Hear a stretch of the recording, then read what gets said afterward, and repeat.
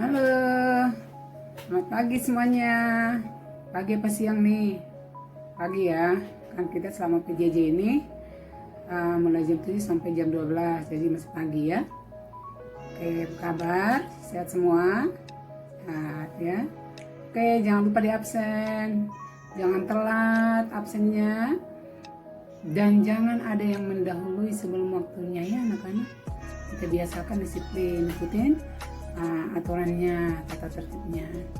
Oke, kalau sudah absen, berdoa masing-masing. Mudah-mudahan pembelajaran hari ini berkah. Amin, amin. Seperti biasa, kita melanjutkan pembelajaran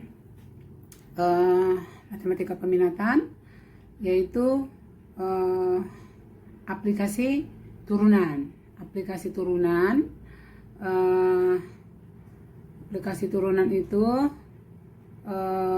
penggunaan dalam kehidupan sehari-hari. Tapi sebelum kita masuk ke sana, seperti biasa ini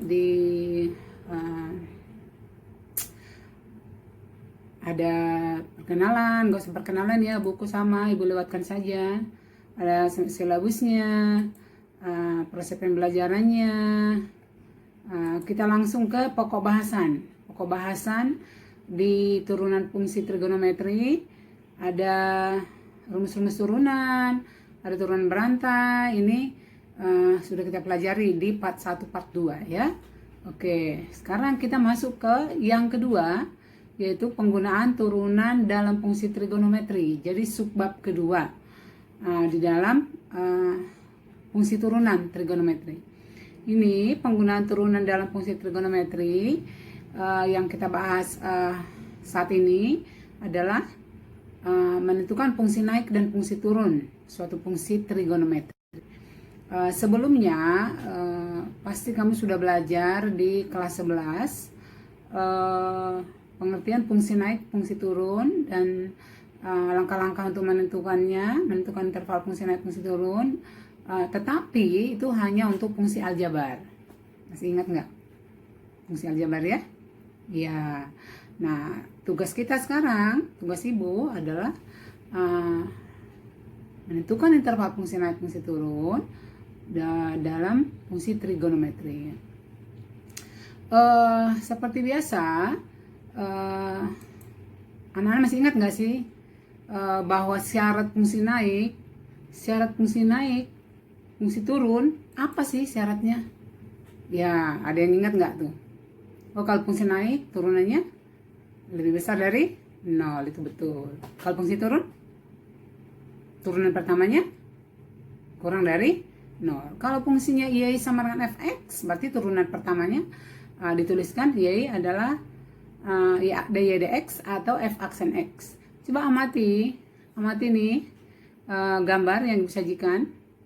Ada dalam sumbu x dan sumbu y ada sebuah kurva fx. Kurva fx ini bisa fungsi pangkat 3, bisa fungsi pangkat 4, dan seterusnya. Anggap sudah jadi grafiknya seperti ini. Lihat di situ ada ibu kasih warna yang agak merah. Itu untuk yang kurva naik. Jadi definisi naik itu dari kiri ke kanan naik ya. Jangan gini, ini naik bu, tapi dari kanan ke kiri. Naik bu, bukan dari kiri ke kanan. Jadi dari kiri ke kanan dia makin ke atas. Itu disebut fungsi naik. Itu kalau secara geometri dari gambar. Nah, kalau dia dari kiri ke kanan turun disebut fungsi turun. Tuh yang warna biru ya. Nah, setelah itu dia naik lagi. Bisa jadi dalam sebuah kurva ada kurva naik, kemudian turun, kemudian naik lagi. Nanti ada yang turun dulu, dia naik, dia turun lagi. Seperti itu ya. Oke, yang perlu ibu tambahkan di sini, makanya diambil catatannya, nanti di rangkumannya itu yang ibu nilai ya. Apa yang ibu tambahkan di luar slide-slide yang ibu tampilkan, apa yang ibu ulang-ulang atau ibu suruh dicatat, kalian catat ya, dimasukkan ke modelnya ya. Oke, kalau tadi yang untuk X kurang dari A, F aksen X-nya besar dari 0, turunan pertamanya besar dari 0, atau disebut gradien Kan di kelas 11 sudah diajarin ya sama guru kelas 11-nya bahwa untuk menentukan gradien itu adalah turunan pertama sebuah fungsi, menentukan gradiennya ya. Oke, jadi di sini karena kita pakai fungsi fx, maka turunan pertamanya f aksen x. F aksen x besar dari 0 jika kurva itu naik. Atau saya balik, jika kurva naik, maka syaratnya adalah turunan pertama atau f aksen x besar dari 0. Nah, setelah itu kalau turun tuh dalam interval A sampai B, sambil dilihat gambarnya ya nak. Interval A sampai B itu f aksen x kurang dari 0 karena turun.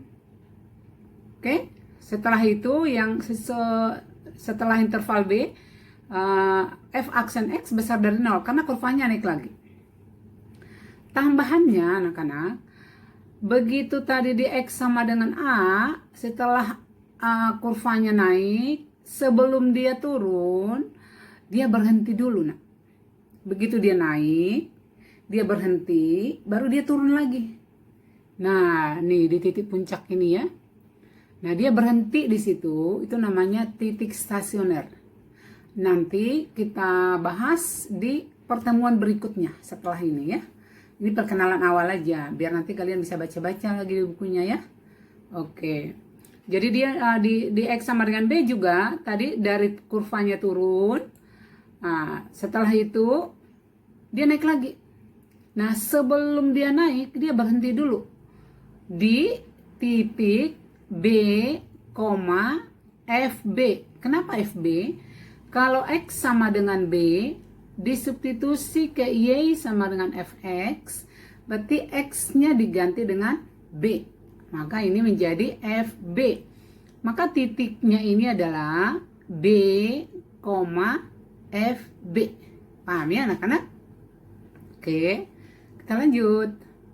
Nah, kalau tadi dengan gambar, sekarang dengan hitungan, dengan teori aja. Kan nggak selamanya ada gambar ya.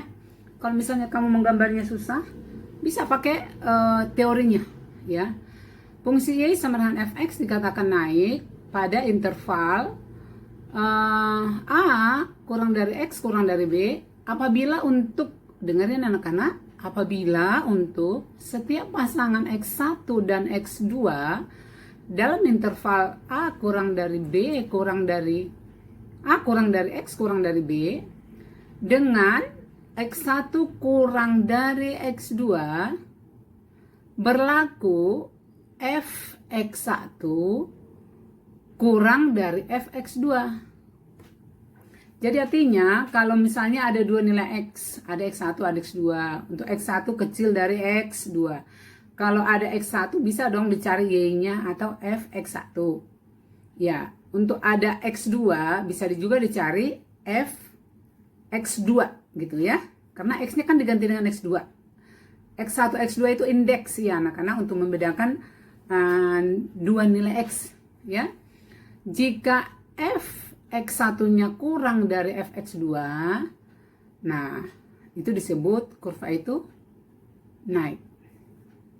Sebaliknya, fungsi Y sama Fx dikatakan turun dalam interval A kurang dari X kurang dari B apabila untuk setiap pasangan X1 dan X2 dalam interval yang tersebut, dengerin apa bedanya dengan yang di atas tadi. Dengan X1 kurang dari X2 berlaku Fx1 besar dari Fx2. Nah, enggak? Kalau yang tadi kan kurang dari, Fx-nya juga kurang dari.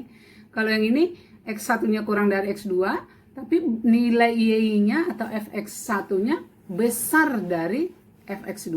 Nah, jika seperti itu, maka kurva itu turun. Gitu ya. Oke, jadi anak-anak kalau memang tidak ada gambar, atau susah membuat gambarnya, pakai logika ini. Tapi kalau lebih cepat dengan cara, saya gambar aja deh Bu. Nah, nanti langsung kelihatan. Nah, kalau gambarnya dari kiri ke kanan naik, berarti itu naik. Dari kiri ke kanan ya. Ulangi, jangan dari kanan naik Bu, tapi kamu mulainya dari kanan ke kiri. Oke? Itu turun nih. Itu turun karena harus selalu dari kiri ke kanan. Kan karena kalau sumbu X, X-nya mulai dari kecil kan ke yang besar. Gitu ya. Oke, kita lanjut. Nah, untuk menentukan interval fungsi naik dan fungsi turun, kita bisa menggunakan turunan pertama. Tadi udah dijelaskan di awal ya. Turunan pertama kalau Y sama dengan Fx, lambangnya dy dx atau F aksen X. Secara geometri, turunan pertama pada suatu titik tertentu dapat ditaksirkan sebagai gradien garis singgung kurva pada titik tersebut. Ini udah pernah ini di kelas 11. Dan jika garis singgungnya condong ke kanan, miring ke kanan ya, nah maka gradiennya positif. Kalau gradiennya ke kanan itu positif, itu artinya lebih besar dari 0. F aksen X-nya lebih besar dari 0. Paham kan? Kalau F aksen X besar dari 0 itu positif kan? Setiap bilangan besar dari 0 positif. Sedangkan jika garis singgungnya condong ke kiri, garis singgungnya, maka gradiennya itu atau F aksen X-nya negatif atau dilambangkan dengan matematika kurang dari 0. Paham? Kita lanjut. Oke. Nah, kita lihat nih. Oke, jadi kesimpulannya apa? Kesimpulannya? Oke, suatu fungsi fx naik dalam suatu interval jika f aksen x-nya besar dari 0. Kamu boleh pakai gini atau boleh pakai kalimat sehari-hari jika m-nya positif, boleh. Fungsi turun jika f aksen x-nya kurang dari 0 atau jika m-nya negatif gitu ya. Turunan pertama itu kan m atau gradien tadi ya. Oke. Kita lanjut. Nah, ada contoh nih anak-anak. Tentukanlah interval fungsi naik dan fungsi turun dari fungsi fx sama dengan sin 2x dalam interval 0 sampai 360 derajat. Nah, ini kan tadi kan untuk menentukan interval fungsi naik fungsi turun kan turunan pertamanya. Berarti fx sama dengan sinus 2x, turunan pertamanya atau f aksen x-nya. Masih ingat nggak pembelajaran yang pertama loh?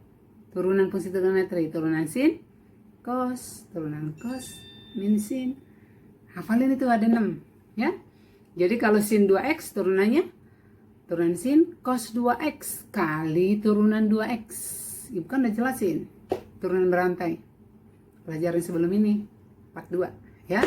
Ya dikali 2. Nah, karena fungsi naik syaratnya f aksen x besar dari 0, berarti 2 cos 2x, kan tadi turunannya 2 cos 2x, besar dari 0. Ini 2 cos 2x besar dari 0, itu namanya pertidaksamaan trigonometri. Kenapa disebut pertidaksamaan trigonometri? Karena ya trigonometrinya pakai lebih besar atau kurang dari, besar sama dengan, kurang dari sama dengan, itu kan pertidaksamaan. Oke. Nah, untuk menyelesaikan ini 2 cos 2x besar dari 0, kita harus mengingat nih, saya balik lagi nih, Ibu balik dulu nih ke slide sebelumnya. Di kelas 11 peminatan, menyelesaikan persamaan trigonometri yang sangat sederhana kelas 10. Misalnya yang sangat sederhana gini, sinus x besar dari setengah. Kan anak-anak tahu sinus berapa setengah? Sinus berapa? 30 derajat. Nah, berarti x-nya besar dari 30 derajat gitu ya. Persamaan, kalau persamaan berarti x sama dengan 30 derajat. Tapi kalau misalnya sinus x sama dengan sinus a, ya, misalnya nih jika ada soal, ambil catatanmu, kosinus 2x sama dengan, misalnya kosinus 2x sama dengan 0. Ya, lebih bagus kamu ikutin ini. Ada rumus-rumusnya nih. Ada lagi sinus dalam kurung nih 2x tambah setengah v sama dengan setengah akar 3. Udah mulai ribet kan? Nah, untuk itu Ibu ingatkan nih. Nanti langsung dibuka bukunya ya, buku paketnya ya. Jika sinus x sama dengan sinus a, maka penyelesaiannya ada 2 nih. Ibu nggak baca ya, kamu lihat ya. Ada x1, ada x2. Cos x sama dengan cos a ada 2 juga nih, x1, x2. Tuh, untuk tangan hanya ada 1. Jika tangan x sama dengan tangan a, maka x1 sama dengan a plus minus k kali 180. Gitu ya. Oke. Nah, baru kita lanjut. Nah, untuk menyelesaikan ini, tadi 2 cos 2x besar dari 0, dicari dulu pembuat nolnya. Persamaan trigonometrinya disamakan 0, ya kan? Dapatlah x-nya nih. Dengan tadi ada 2 persamaan 1, penyelesaian 1, penyelesaian 2. Kamu bisa baca nanti, lihat di slide-nya. Tuh, dapatlah X-nya 45 derajat dan X2-nya 225. Caranya gini loh anak-anak nih. X sama dengan 45 ditambah kurang K kali 180. Untuk K-nya sama dengan 0, berarti kan X-nya 45. Untuk K-nya 1, berarti 1 kali 180 kan 180 tambah 45 225 gitu ya. Ada penyelesaian kedua. Jadi setiap persamaan trigonometri tadi ada dua penyelesaiannya. Persamaan kedua tadi 2x sama dengan min 90, karena kan x sama dengan min a gitu ya, berarti min 90. Dengan konsep yang sama dapat x-nya 135 sama 315. Anak-anak udah tahu kan kalau menyelesaikan ketidaksamaan itu pasti yang buat garis bilangan gitu ya. Yang praktis itu pakai garis bilangan. Bisa sih dengan grafik tapi lama ya. Pakai garis bilangan. Semua pembuat nolnya ini 45, 135, 225, 315, 360 itu batas tadi intervalnya kan di soal tadi ada dari 0 sampai 360. Jadi kalau batas paling kanan 360, paling kiri 0. Nah, untuk menentukan arahnya ini harusnya disubstitusi salah satu yang gampang dihitung ya. Misalnya nih antara 0 dan 45. 30 derajat dong. Carilah yang sudut istimewa. Kalau 30 derajat disubstitusi ke nih tadi cos 2x, 2 cos 2x berarti 2 kali cos 2 kali 30 60. Kosinus 60 setengah kali 2 1. Positif enggak? Ya, atau jawabannya benar enggak itu besar dari 0? Ya, maka arahnya ke titik yang kita coba tadi. 30 derajat kan antara 0 sama 45. Nah, kalau ini udah iya, pasti sebelah kirinya tidak. Interval berikutnya iya, 135 sampai 225. Sesudahnya tidak.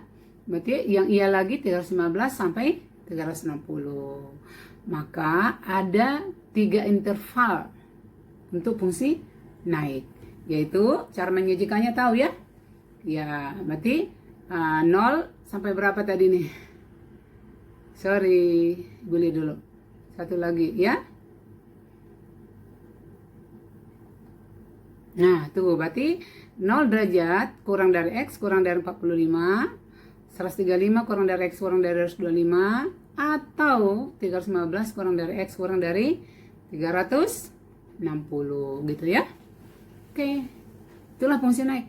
Dengan konsep yang sama, kalau ditanya fungsi turun, sama, hanya syaratnya jadi f aksen X kurang dari 0.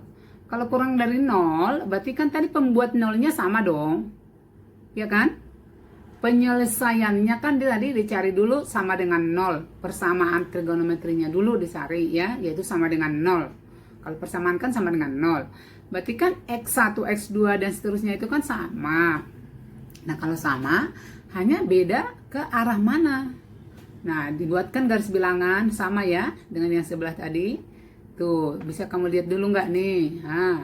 0, 45, 135, 225, 315, 260. Tadi arah panahnya ke 0 sama 45 untuk fungsi naik. Oke, sekarang untuk fungsi turun. Ke arah 45 sampai 135. Karena ke arah yang negatif ya. Kurang dari 0 negatifnya di sini nah. Ya, bisa nggak dipraktekkan nih? Antara 45 sama 135 berapa? 60 derajat ya, boleh ya? Salah satu sudut istimewa. Cos 2 kali X, 2 cos 2 kali X, berarti 2 cos 2 kali 60. Kosinus 120. Kosinus 120 di kuadran 2. Tandanya negatif kan? Min setengah kali 2. 2 kali min setengah, karena cos 120 min setengah. Berarti negatif kan? Iya, negatif. Atau iya kurang dari 0 untuk X 60 derajat. Berarti arahnya ke arah titik yang kita coba tadi. Berarti 45 sama 135 iya. Sesudahnya berarti tidak dong, karena tadi kan naik di situ. Berarti 225 sama 315. Ya, itu turun. Jadi ada 2 interval fungsi turun. Gampang ya? Gampang. Kalau anak-anak udah belajar dulu pertidaksamaan aljabar, maka ini juga nggak susah ini. Cuman turun kan udah diajarin. Turunan fungsi trigonometri, langkah-langkahnya sama ya. Iya, oke. Nah, Kalau tadi sudah ada contoh, nah ini ada latihan soal. Latihan soal dikerjakan di mana? Kalau kamu bisa ngerjain, masukin di Moodle. Kalau tidak bisa masukin di Moodle, di foto, dicari tahu teman-temannya, ya kan? Tanya temennya. Ya, kita harus banyak bertanya. Kita yang jadul-jadul ini soal IT, tanya. Ini ada 2. Tentukanlah interval fungsi naik untuk fx sama dengan sin 2x tambah 20. Langkahnya sama kayak tadi. Yang kedua, tentukan fungsi turun untuk y sama dengan cos kuadrat x. Turunan berantai pakai untuk nomor 2 ya. Iya. Biasa setiap pertemuan Ibu kasih oleh-oleh. Oleh-olehnya Luk 1, PKS, halaman 34, nomor 3 dan 5. Kerjakan di buku PR ya. Iya, kerjakan soal yang lain-lain. Ya, ingat ya anak-anak, tetap berusaha, jangan menyerah, pasti bisa, anak-anak IPA pasti bisa. Kalau ada yang nggak paham, tanyakan dulu temennya. Kalau satu grup nggak ada yang bisa, baru perwakilan kelas tanya ke ibu, 1 orang aja. Tanya ke ibu, nanti akan ibu jawab ke orang tersebut. Kalau memang di kelas 12 IPA 1, boleh langsung ibu jawab di grup kelas. Tapi kalau misalnya 12 IPA 2, IPA 3, akan saya kirim di perwakilan kelasmu. Supaya temanmu tadi mengirim di grup kelas. Supaya satu kelas paham. Itu ya. Semoga bermanfaat pelajaran hari ini. Kita agak cepat-cepat supaya waktunya nggak banyak-banyak katanya videonya ya. Oke, kalau di kelas pasti kamu lebih paham. Tapi waktunya lebih lama. Kita berdoa sama-sama supaya pandemi ini cepat berlalu ya. Oke, sekian dan terima kasih. Sampai ketemu lagi.